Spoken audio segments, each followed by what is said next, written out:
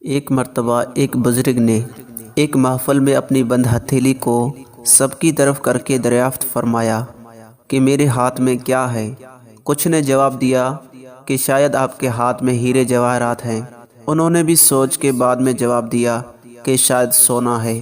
پھر پوچھنے پر ایک نے جواب دیا کہ آپ کے ہاتھ میں اگر ہیرے جواہرات نہیں اور سونا بھی نہیں تو یقیناً چاندی یا کوئی قیمتی چیز ہوگی۔ تب ان بزرگ نے اپنے ہاتھ کو کھولا تو ان کے ہاتھ میں چند کنکریاں تھیں۔ یہ دیکھ کر سب حیران رہ گئے۔ تو بزرگ نے ارشاد کیا کہ عورت کی مثال اس بند مٹھی کی طرح ہے۔ اگر وہ بند ہے یعنی عورت بابردہ ہے تو ہیرے جواہرات، سونا چاندی اور اس کی پیش بہا قیمت ہے۔